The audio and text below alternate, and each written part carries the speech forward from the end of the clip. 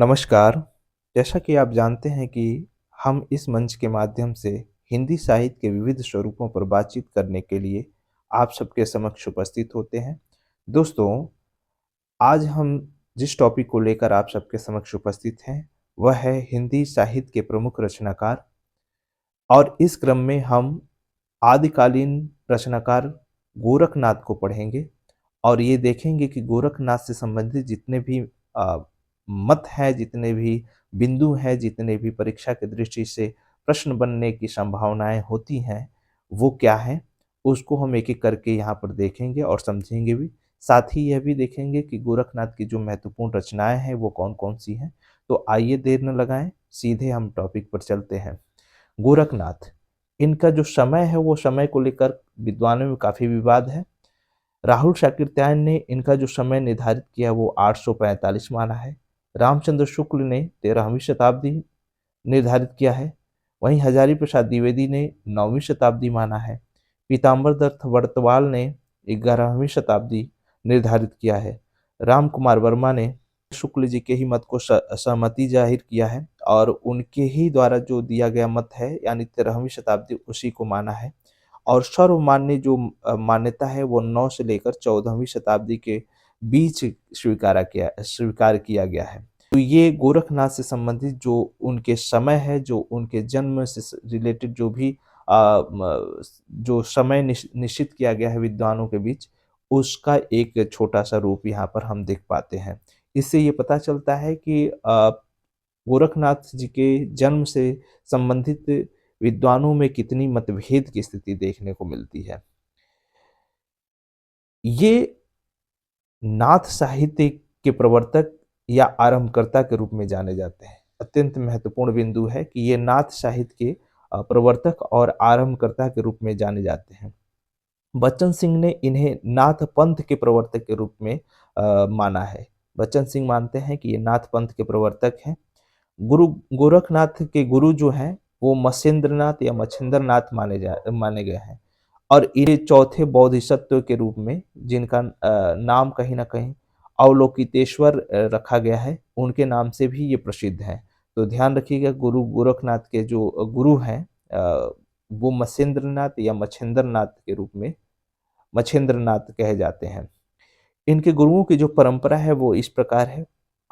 आदिनाथ जो मच्छिंद्रनाथ के भी गुरु माने गए हैं और इनके शिष्य हैं मच्छिंद्रनाथ, आदिनाथ के शिष्य मच्छिंद्रनाथ और मच्छिंद्रनाथ के शिष्य जो हैं वो गोरखनाथ हैं। इन्होंने अपने प्रचार प्रसार का जो क्षेत्र चुना है वो राजपूताना या कांगड़ा क्षेत्र चुना है, जो गुजरात और उसके आसपास के पश्चिमी क्षेत्रों में देखने को मिलता है। ये पुराने हिंदी के प्रथम कवि के रूप में स्वीकार किए जाते हैं। जो गोरखनाथ हैं वो पुराने हिंदी के प्रथम कवि के रूप में माने जाते हैं। गुरु गोरक्षनाथ जी राजा भर्तृहरि एवं उनके छोटे भाई द्वारा जो छोटे भाई उनके विक्रमादित्य हैं, उनके समय ये विद्यमान बताए जाते हैं। यानी जो भर्तृहरि हैं एवं उनके जो छोटे भाई राजा विक्रमादित्य हैं, उनके समय ये विद्यमान थे, ऐसा मान्यता है। इनके ग्रंथों को लेकर जो विद्वान हैं, विद्वानों में काफ़ी मतभेद की स्थिति देखने को मिलती है। मिश्र बंधुओं ने इनके द्वारा रचित 9 ग्रंथों का ज़िक्र किया है, वहीं हजारी प्रसाद द्विवेदी ने 28 ग्रंथ माने हैं। पीताम्बर दत्त वर्तवाल ने 40 ग्रंथ माने हैं। बच्चन सिंह ने कुल 35 ग्रंथ माने हैं, जबकि वहीं आचार्य रामचंद्र शुक्ल ने हिंदी में रचित कुल 10 ग्रंथ माने हैं तथा समग्र रूप से इनके कुल 35 ग्रंथ माने जाते हैं। तो ग्रंथों को लेकर जो विद्वानों के बीच भी मतभेद की स्थिति दिखाई पड़ती है। किसी ने 35 माना है, किसी ने 28 माना है, किसी ने 10 माना है, किसी ने 40 माना है। अलग-अलग विद्वान अलग-अलग मत से अपने-अपने ग्रंथों की सूची निर्धारित करते हैं। आचार्य शुक्ल द्वारा माने गए ग्रंथ जो कि संस्कृत में हैं, वो इस प्रकार हैं। सिद्ध सिद्धांत पद्धति, विवेक मार्तंड, शक्ति संगम तंत्र, निरंजन पुराण तथा वैराट पुराण। ये आचार्य शुक्ल ने कुछ संस्कृत ग्रंथों को का जिक्र किया है, जो कहीं न कहीं गोरखनाथ के संस्कृत भाषा में रचित ग्रंथ हैं, उनको ये मानते हैं। वहीं मिश्र बंधुओं ने इनके कुल 40 ग्रंथों को माना है जो निम्नवत हैं, जैसे शब्दी, पद, शिष्य दर्शन। जो शिष्यादर्शन है उसको भी इन्होंने माना है। प्राण संकली, नरवे बोध, आत्मबोध, अभय मात्रा जोग, 15 तिथि, सप्तवार, मछिंदर गोरख बोध, रोमावली, ज्ञान तिलक, ज्ञान चौतीसा, पंचमात्रा, गोरख गणेश गोष्ठी, गोरख दत्त गोष्ठी, जिसको ज्ञान दीपक दीपबोध नाम से भी जाना जाता है, महादेव गोरख गोष्ठी, शिष्ट पुराण, दयाबोध, जाति भौरावली, जिसको छंद गोरख भी नाम से जाना जाता है, नवग्रह, नवरात्र, अष्टपारक्ष्या, रहिरास, ज्ञानमाला, आत्मबोध, व्रत, निरंजन पुराण, गोरख वचन, इंद्री देवता, मूल गर्भावली, खालीवाड़ी, गोरख सत, अष्टमुद्रा, 24 सिद्ध, षडक्षरी, षडक्षरी, पंच, अग्नि, अष्टचक्र, अवली शिलुक, काफिर बोध। ये कुछ ग्रंथ जिसको मिश्र बंधु मानते हैं कि ये 40 ग्रंथों में महत्वपूर्ण ग्रंथ हैं। उसी तरीके से डॉक्टर बर्थवाल ने भी अपने खोजों से 40 ग्रंथों के बारे में पता लगाया है और वो 40 ग्रंथ इस प्रकार हैं। ये मानते हैं जिन 40 ग्रंथों को वो है शब्दी, पद, शिष्यादर्शन, प्राण शांकली, नरवे बोध, आत्मबोध, अभय मात्रा जोग, 15 तिथि, सप्तवार, मछिंदर गोरख बोध, रोमावली, ज्ञान तिलक, ज्ञान चौतीसा, पंचमात्रा, गोरख गणेश गोष्ठी, गोरख दत्त गोष्ठी, जिसको ज्ञान दीपक दीपबोध भी बोलते हैं, महादेव गोरख गोष्ठी, शिष्ट पुराण, दयाबोध, जाति भौरावली, छंद गोरख जिसे कहते हैं, नवग्रह, नवरात्र, अष्टपारक्ष्या, रहरास, ज्ञानमाला, आत्मबोध, व्रत, निरंजन पुराण, गोरख वचन, इंद्र देवता, मूल गर्भावली, खाड़िकवाड़ी, गोरख सत, अष्टमुद्रा, 24 सिद्ध, षडक्षर, पंच अग्नि नाम से ग्रंथ है, अष्टचक्र, अचूक और काफिर बोध। ये बड़थवाल जी ने 40 जो ग्रंथ बताए हैं उन ग्रंथों का यहाँ पर सूची ये इस प्रकार दिखाई पड़ता है। डॉक्टर बड़थवाल ने गोरखनाथ के 14 पुस्तकों को प्रमाणिक माना है। ये 14 पुस्तक अत्यंत महत्वपूर्ण है, परीक्षा की दृष्टि से बहुत महत्वपूर्ण है। इन्हीं में से परीक्षाओं में अक्सर पूछा जाता रहा है। तो ये इस प्रकार हैं, जैसे शब्द है, 15 तिथि है, पद है, सप्तवार, शिष्य दर्शन, मछिंदर गोरख बोध, प्राण शांकली, रोमावली, नरवे बोध, ज्ञान तिलक, आत्मबोध, ज्ञान चौतीसा, अभय मात्रा योग और पंचमात्रा।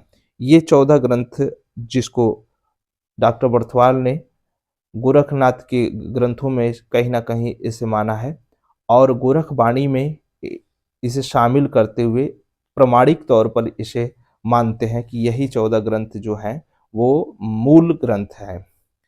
इसी तरीके से कुछ संस्कृत में रचित ग्रंथ भी इन्होंने निर्धारित किए हैं, जैसे गोरख शतक, गोरख संहिता, गोरक्ष गीता, गोरख सिद्धांत पद्धति, योग मार्तंड, योग सिद्धांत पद्धति, योग बीज और योग चिंतामणि।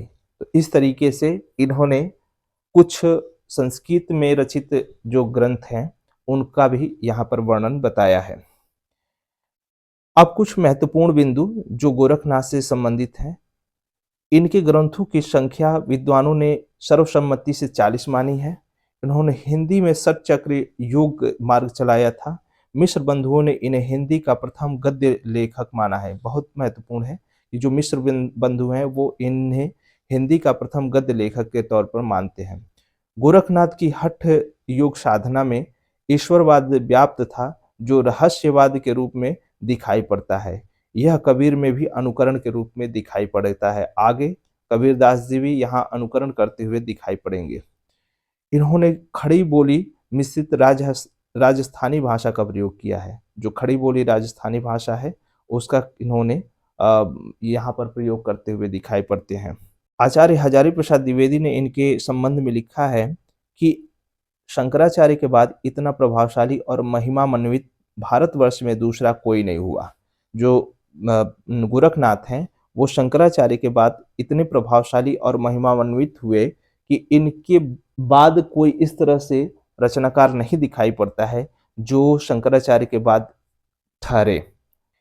नवनाथों की परंपरा की शुरुआत गोरखनाथ के कारण ही शुरू होती है। आप जानते हैं कि जो नाथ संप्रदाय में नाथों की संख्या मानी गई है वो 9 है। तो जो 9 नाथ की परंपरा में जो शुरू के जो कहीं न कहीं अपना स्थान निर्धारित करते हैं वो गोरखनाथ हैं। तो गोरखनाथ को काफ़ी महत्वपूर्ण स्थान यहाँ पर दिया जाता है नवनाथों में। यह एकेश्वरवाद पर बल देते थे, ब्रह्मवादी थे तथा ईश्वर के साकार रूप के सिवाय शिव के अतिरिक्त कुछ भी सत्य नहीं मानते थे। तो ये एकेश्वरवादी यानी एक ही ईश्वर को मानते हैं और ब्रह्मवादी थे तथा इन्होंने ईश्वर के रूप में शंकर को यानी शिव जी को ज़्यादा महत्ता स्थान इन्होंने दिया है और उन्हीं को सत्य माना है। सिद्धों को भोग प्रधान योग साधना की प्रतिक्रिया के रूप में आदिकाल में नाथपंथियों की हठ योग साधना आरंभ हुई। यानी सिद्ध जब भोग प्रधान यानी जो पंचमकार जो अपने योग साधना में पंचमकार की जो भूमिका निभाते हुए दिखाई पड़ते हैं, इससे कहीं न कहीं उनकी योग साधना खंडित हुए होते हुए नज़र आती है और उसमें पाखंड का कहीं न कहीं आचरण और पाखंड के विद्वेष का रूप देखने को मिलता है। तो इस तरीके से उसको दूर करने के लिए इन्होंने अपने जो पंथ है उस पंथ में जिस योग को प्राथमिकता देते हैं वो हठ योग है। हठ योग की साधना को इन्होंने कहीं न कहीं आरंभ किया और उसे प्राथमिकता दिया। इस पंथ को चलाने वाले मछेंद्रनाथ तथा गोरखनाथ माने जाते हैं। इस पंथ के साधक लोग योगी, अवधूत, सिद्ध, अवघड़ आदि नामों से जाने जाते हैं। गोरख की भाषा हिंदी और संस्कृत थी। गोरखनाथ के शिष्य का नाम भैरवनाथ था। ध्यान रखिएगा कि गोरखनाथ की जो भाषा थी वो संस्कृत और हिंदी दोनों थी, जिसमें अभी आपने देखा भी कि कुछ ग्रंथ संस्कृत में लिखे हुए मिले और कुछ ग्रंथ हिंदी में भी रचित मिले। तो इस तरीके से गोरखनाथ ने संस्कृत और हिंदी दोनों में अपनी भाषा का प्रयोग करते हुए रचनाएँ रची की है। इसके अतिरिक्त गोरखनाथ के जो शिष्य हैं, भैरवनाथ को माना जाता है कि इनके शिष्य थे।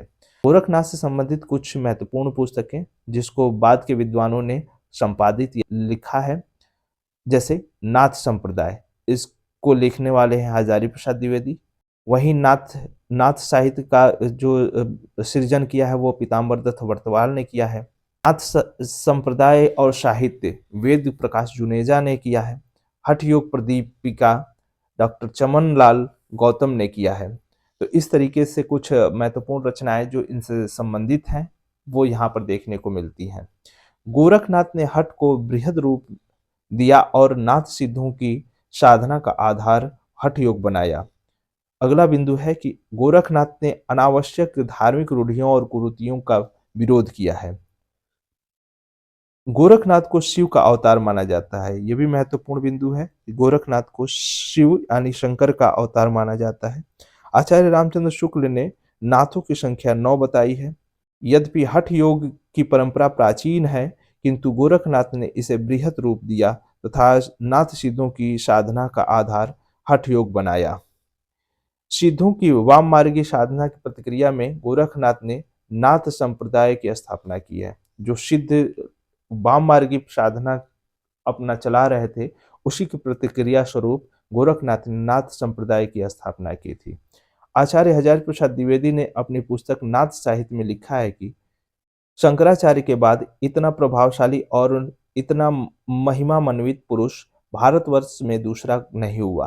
भारतवर्ष के कोने-कोने में उनके अनुयायी आज भी पाए जाते हैं।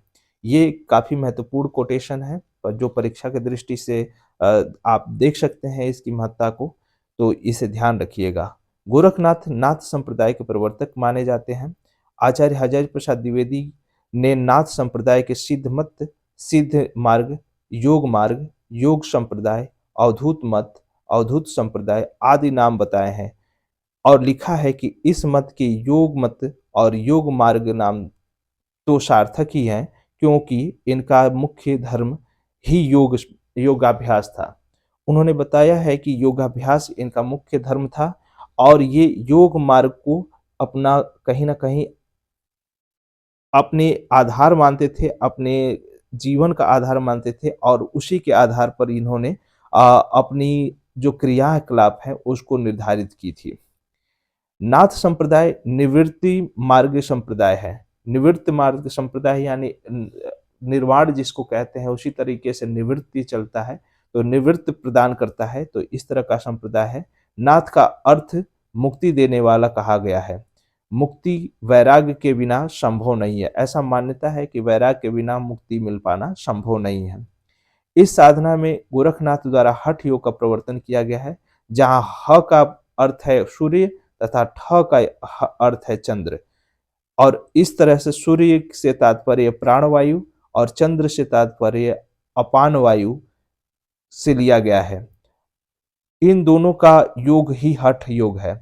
हठ योग को शरीर की आंतरिक रचना जाने बिना समझना संभव नहीं है। यानी हठ योग की आंतरिक प्रक्रिया को ह और ठ में क्या भेद है, ह को सूर्य और ठ को चंद्र के रूप में जाना जाता है, तो इसके बीच के जो मुख्य तथ्य है, जो इसके बीच के अंदरूनी भाव हैं, उसको समझे बिना हम हठ योग की साधना को अच्छे से नहीं समझ पाएंगे। तुलसीदास ने इनके लिए जो पद प्रयोग किया है वो इस प्रकार है कि गोरख जगाए जोग और भक्ति भगाए लोग। यानी गोरख ने जोग जगाया और जैसे ही जोग जगा उस समय भक्ति दूर भागती हुई नजर आई। अगला बिंदु है गोरखनाथ के नाथ पंथ का मूल भी बौद्धों की यही वज्रयान शाखा ही मानी गई है। यह मान्यता है कि गोरखनाथ का जो नाथ पंथ है वह भी वज्रयान शाखा से ही कहीं ना कहीं निर्मित हुआ है। यानी जो सिद्धों के कहीं न कहीं कटाक्ष के रूप में सिद्धों की जो योग साधना थी उसको दूर हटाने के रूप में, दूर उनको करने के रूप में गोरखनाथ ने नाथ पंथ का कहीं न कहीं निर्माण किया था। और इसी निर्माण के रूप में ये जाना जाता है कि इसकी भी कहीं न कहीं बौद्ध धर्म से ही जुड़ाव है। बौद्ध धर्म से ही, यानी बौद्ध की वज्रयान शाखा से ही इसका कहीं न कहीं ताल्लुक देखने को मिलता है। कबीर ने गोरखनाथ को सादर स्मरण किया है। आगे हम देखते हैं कि जो कबीरदास जी आपको मध्यकालीन जो ज्ञान मार्गी शाखा के प्रवर्तक कवि के रूप तौर पर जाने जाते हैं, वो गोरखनाथ को सादर स्मरण करते हुए दिखाई पड़ते हैं। तो इस तरीके से आज हम गोरखनाथ पर कुछ बिंदुओं के माध्यम से बातचीत किए और यह जाना कि गोरखनाथ से संबंधित कितने महत्वपूर्ण बिंदु जो परीक्षा की दृष्टि से महत्वपूर्ण हो सकते हैं, वो दिखाई देते हैं। मुझे आशा है कि आपको गोरखनाथ से संबंधित जितने भी परीक्षा से संबंधित बिंदु हो सकते हैं, वो यहाँ पर आपको उपलब्ध मिलेंगे। इसी उम्मीद के साथ कि आपको ये क्लास निश्चित तौर पर पसंद आ रही होगी। यदि आप इस चैनल को अभी तक सब्सक्राइब नहीं किए हैं, तो आपसे निवेदन है कि आप इस चैनल को सब्सक्राइब ज़रूर करें तथा अन्य मित्रों तक ये पहुँचे, इसके लिए शेयर भी करना ना भूलें।